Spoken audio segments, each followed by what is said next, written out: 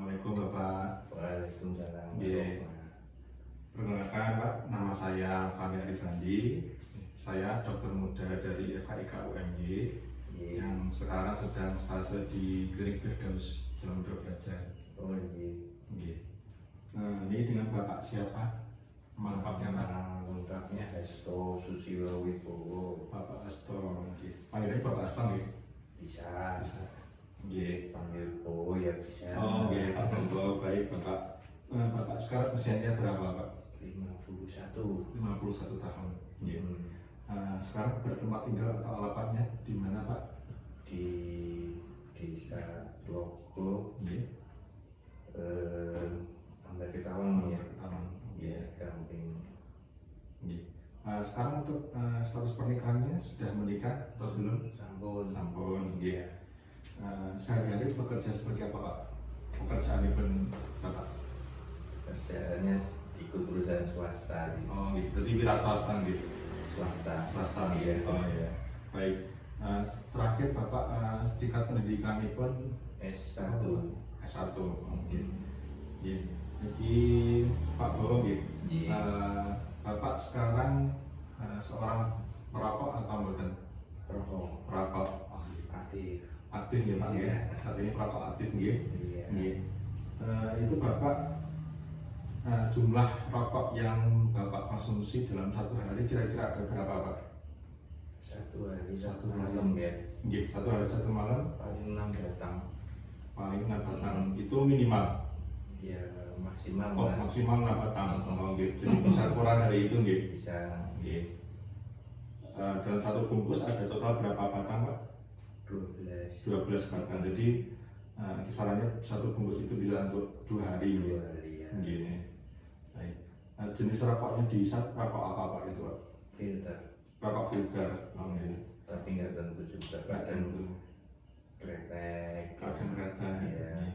Tapi seringnya rokok filter nggih. filter, Kalau untuk mereknya tertentu mungkin Enggak tentu. dikonsumsi? Oh enggak ada. nggak tentu, Enggak tentu nih. ya, Jadi adanya aja. seadanya aja nggih. Nggih. Baik. Kemudian itu kira-kira harganya itu dalam satu bungkus berapa ribu nih Pak? Sekitaran antara 13 sampai 15 ribu ya. Oh, nggih. Dalam satu bungkus isi 12 tadi nggih. Iya. Nggih. Ada 12 batang dengan harga 13.000 sampai 15.000. Iya. Iya. Kemudian jadi itu jenengan Bapak belinya setiap habis terus beli lagi atau enggak tentu? Nggak tentu. Enggak tentu juga gitu. Iya. Kemudian yang Bapak tahu terkait efek dari merokok itu apa Pak? Mungkin ada efek negatif yang Bapak rasakan dari merokok itu selama ini? Kayaknya apa ya, dia mengganggu aja. Bisa dijelaskan Pak mengganggunya itu seperti apa? Misalkan kayak tiba-tiba sering batuk-batuk atau sesak nafas atau mungkin Yang sering batuk-batuk ibunya. oh Iya. gini. Alhamdulillah saya jarang. Hampir nggak pernah. Jarang kalau sakit flu itu jarang. Gini. Iya. Tapi kalau yang Bapak rasakan sendiri misalkan ada tidak Pak efek yang negatif dari kebiasaan merokoknya itu? Apa ya? Nggak ada. Gini. Misalnya apa? Misalkan jadi mungkin kok sering pusing atau sering pegel-pegel kalau kebanyakan merokok begitu? Enggak juga ya, tapi memang tidak ada yang dirasakan sama sekali. Enggak. Enggak ada ini. Atau malah mungkin efeknya setelah merokok jadi seger atau bagaimana? Nggak ngantuk. Enggak ngantuk. Oh, nggih. Nggak Jadi ngantuk, nggak emosian. oh malah jadi nggak emosi ya Pak ya. Kalau sedang ngerokok nih, jadi istilahnya kayak menurunkan stres gitu. Bisa. Bisa. Oh, nggih. Jadi lebih ke biar rileks, Iya. biar tenang gitu. Hmm. Biasanya panjenengan merokok nih. Iya. Oh iya. Kalau selain ibu tadi yang sering batuk-batuk ada anggota keluarga lain Pak yang Anak-anak itu seringnya anak-anak juga komplain ya. mengeluhkan kalau sering batuk juga. Enggak batuk sih. Kalau Tapi lebih terganggu terganggu gitu. aja. Oh, gitu. Hmm. Tapi kalau yang istrinya bapak sampai ke batuk-batuk tadi, Iya. biasanya kalau sudah seperti itu bapak bagaimana sikapnya? Kalau misalkan Lihat arah mata angin aja. Kalau iya. saya merokok kan selalu di luar, Geng. bukan di dalam ruangan, bukan di dalam mobil, Oh, iya. pasti di luar. Pasti Jadi di luar ini. anginnya kadang masuk ke dalam lorong. Oh, gitu. Geng. Iya, Iya. nggak pernah merokok di dalam rumah ya. Kalau misalkan tadi bapak mengatakan pernah konsumsi juga rokok kretek ya pak? Iya. Kalau rokok kretek itu berapa jumlahnya pak kira-kira? Kalau jenengan hitung, kadang-kala berapa batang atau berapa? Sama sih, Sama juga nggak? sama. Nggak ada beda. Nggak ada bedanya dengan rokok filter gitu.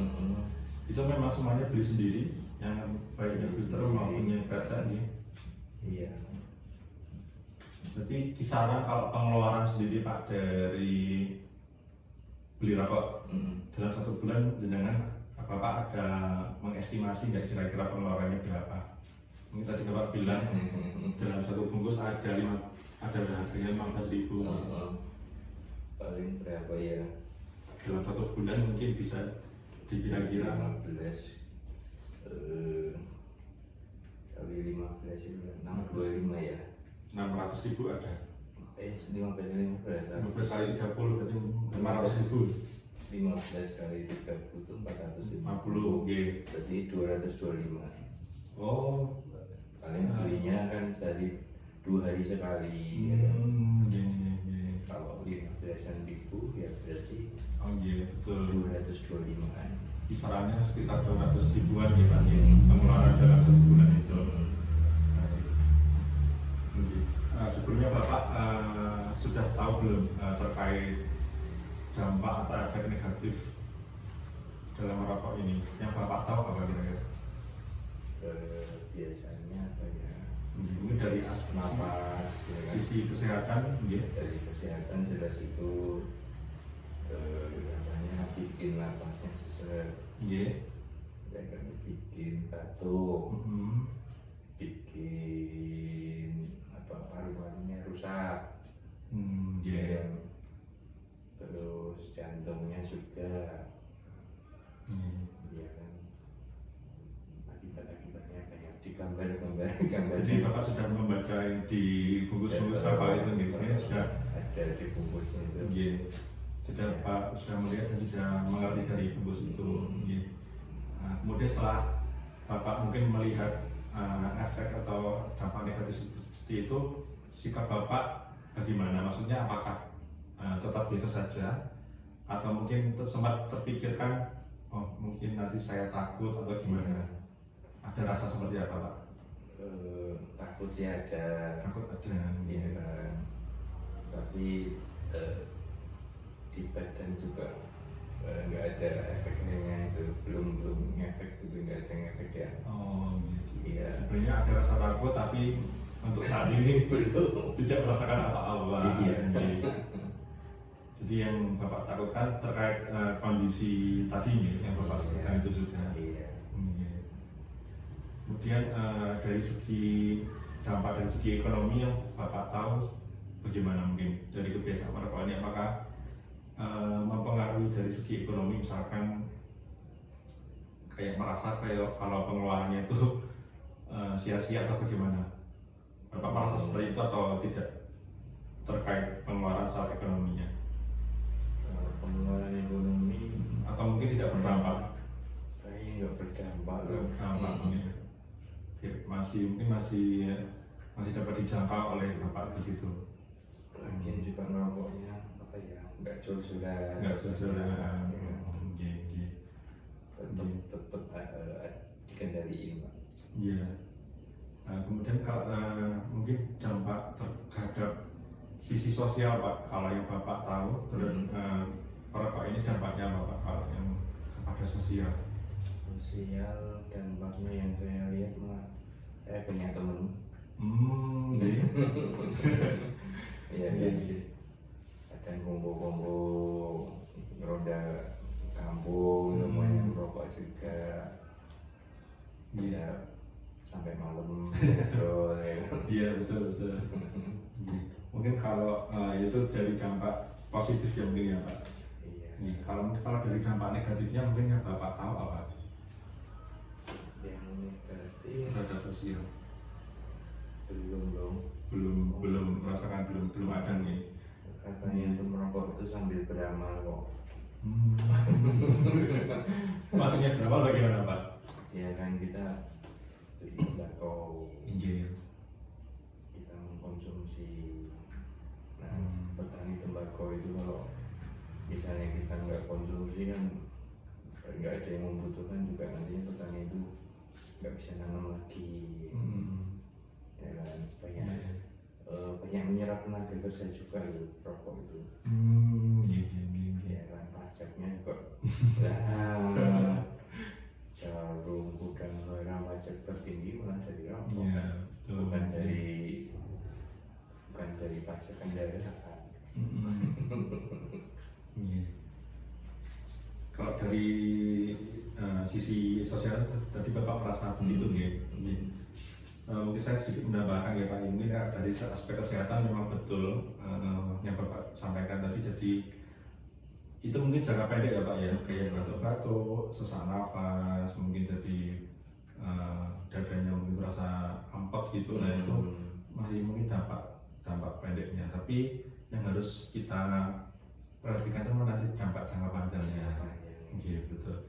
Jadi dampak jangka panjangnya memang benar Bapak katakan tadi, mulai dari paru-paru yang rusak, mungkin juga dapat kandungan dalam rokok itu juga dapat memicu kanker seperti itu. Nah selain itu rokok itu pun juga dapat meningkatkan resiko seperti penyakit yang lain, misalnya hipertensi, darah tinggi, kemudian juga dapat meningkatkan resiko penyakit gula, kencing manis, diabetes.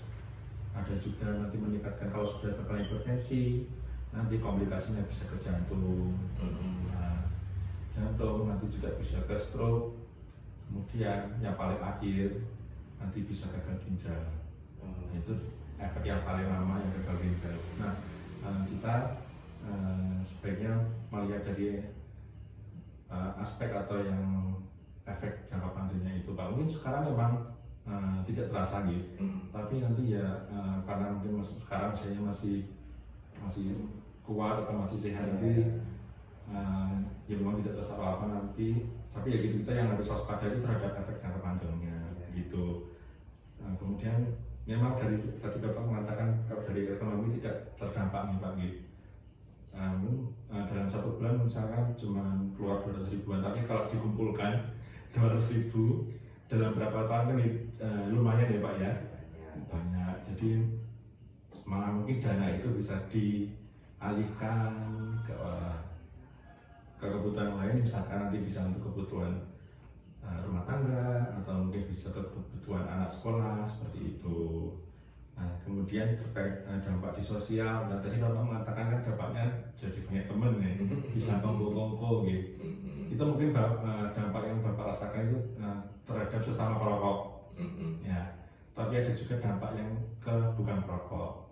Nah, ada yang namanya perokok pasif Pak. Jadi perokok pasif itu orang lain yang menghirup asap rokok yang kita keluarkan. Nah, seperti halnya keluarga Bapak, seperti istri, seperti anak-anak, itu namanya perokok pasif. Nah, karena mereka tidak merokok tapi ikut menghirup asap rokok yang dari Bapak. Nah, itu juga itu dampak sosial yang terhadap bukan perokok. Jadi mau nggak mau ya orang lain jadi ikut hirup, dan akhirnya nanti tadi ada kayak keluhan batuk-batuk atau mungkin jadi terganggu seperti itu.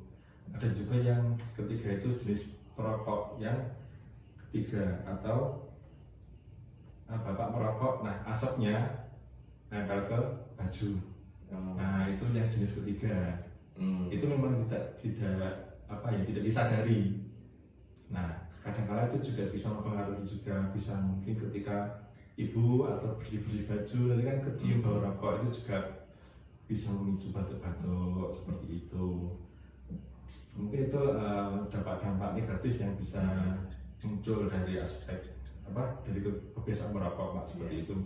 Sebelumnya tadi belum saya tanyakan Pak, sudah merokok sejak kapan nih Pak?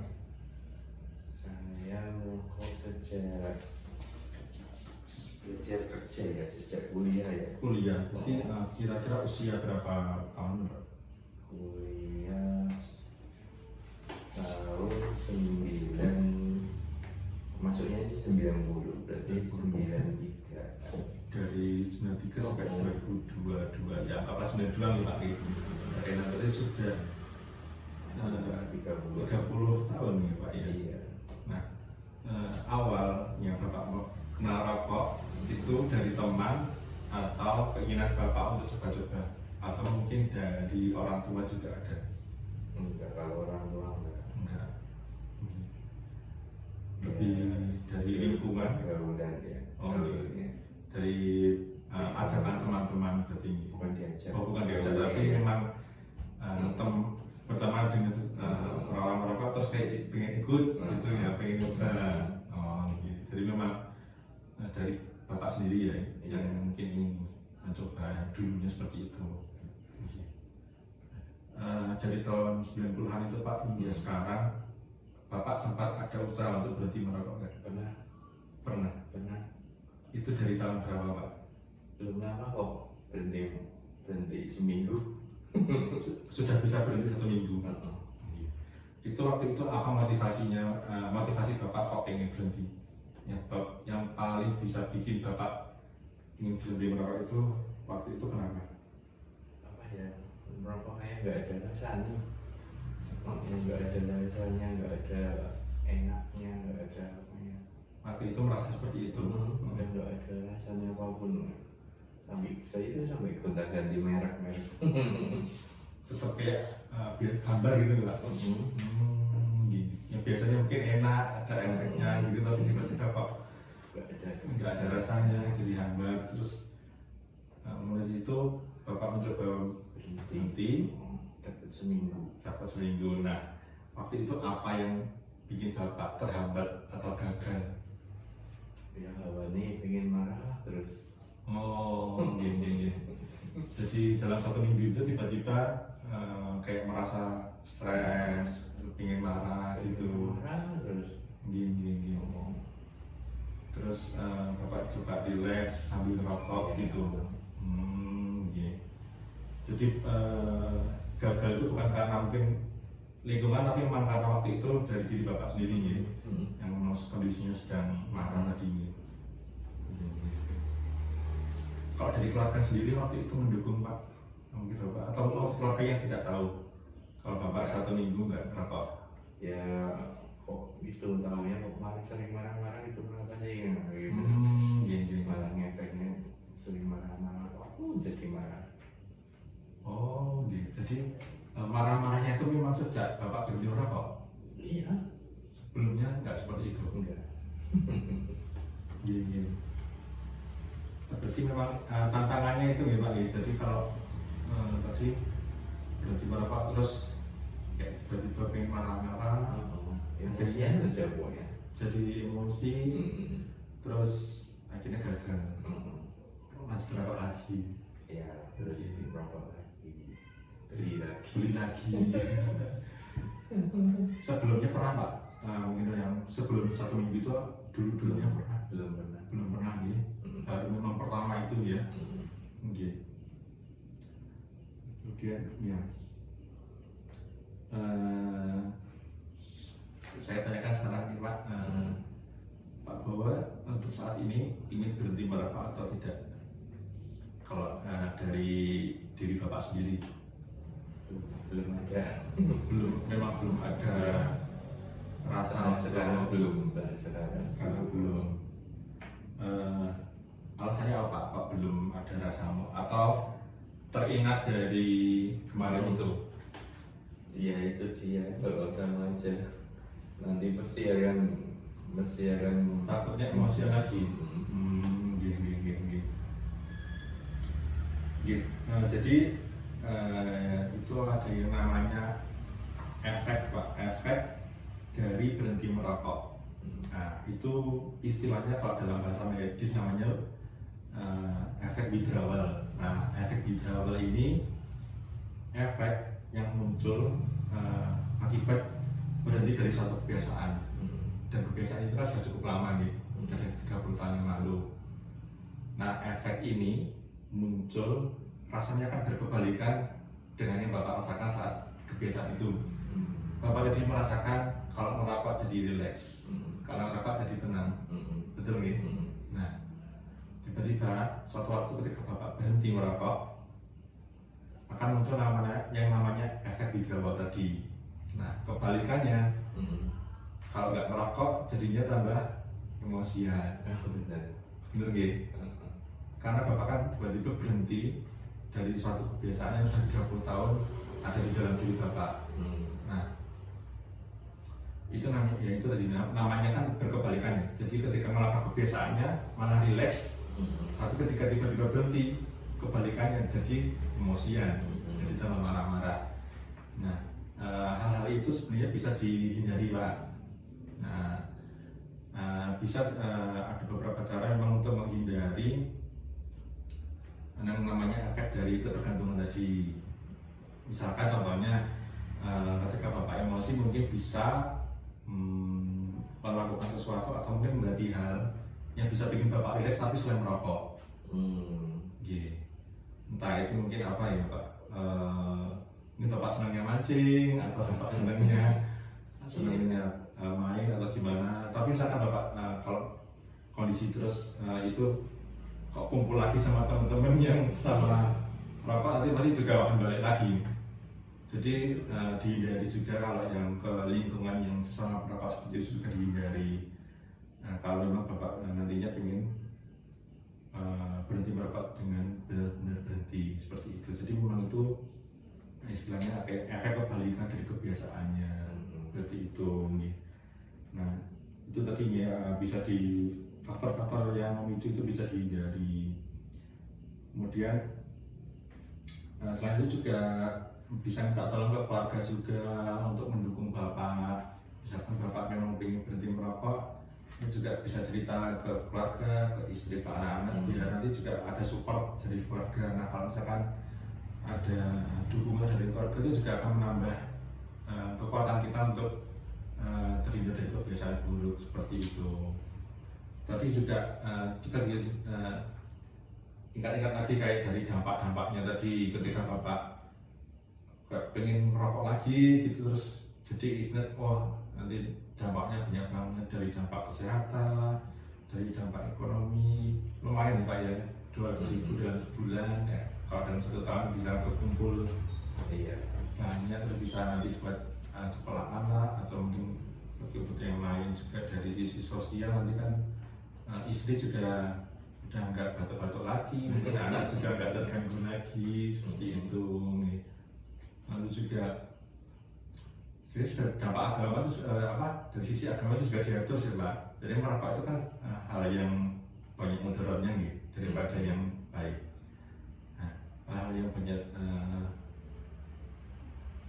hal yang negatif itu kan juga dari sisi agama sebaiknya dihindari Pak. Ini sudah memahaminya dan juga sudah tahu itu. Ya, ada banyak aspek sebenarnya bisa mendukung kita terhindar dari kebiasaan merokok seperti itu. Tapi ya memang saya juga paham, pasti sudah 30 tahun merokok terus, kalau mau berhenti kayak berat banget begitu nih Pak. Memang harus benar-benar diniatkan dan benar-benar harus ditekuni, dan harus apa ya istilahnya, menghindari juga faktor-faktor pemicu yang bisa menimbulkan kebiasaan merokok lagi. Tadi kayak kalau kumpul juga, misalkan ada teman kumpul, ada yang merokok mungkin agak jauh. Soalnya kan kadang kalau misalkan mencium kayak ngirup temen lagi ngerokok juga kayak pengen ngambil gitu nih lagi. Sering ada? Ya sama aja. Gitu. Kan kadang ada teman-teman gitu, kalau ngecium bau rokok kayak pengen ngambil rokok, kayak itu kan juga bisa memicu, jadi juga bisa dihindari. Gitu. Jadi namanya tuh saat ini memang dari Bapak belum ada rasa atau mungkin keinginan untuk berhenti Pak, karena tadi ya Belum ya. Kalau orang lain tuh katanya habis makan enaknya merokok. Habis makan, benar nggak? Ada yang dibilang habis makan. Tapi saya enggak. Menurut Bapak bagaimana? Enggak ada Nah, beda. sama saja. Memang itu kayak subjektif Pak. Itu tuh kayak sugesti. Saya malah sambil apa ya, sambil ada aktivitas pasti. Iya. Ada misalnya berkebun kayak gitu. Iya. Itu apa? Iya. Nggak lagi bengong. Kalau merokok lagi bengong malah kayaknya nggak enak. Malah nggak enak Pak ya. Tapi sambil itu saya ada aktivitas.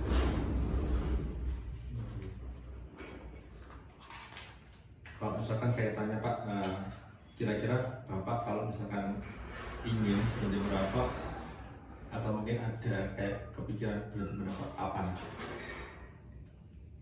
Bisa Bapak mungkin bisa Ya, belum ada deadline-nya. belum ada bayangan kalau misalkan pengen mencoba berhenti merokok lagi kapan gitu mungkin kalau tidak dalam waktu dekat atau mungkin 1 minggu ke depan atau mungkin 1 bulan ke depan.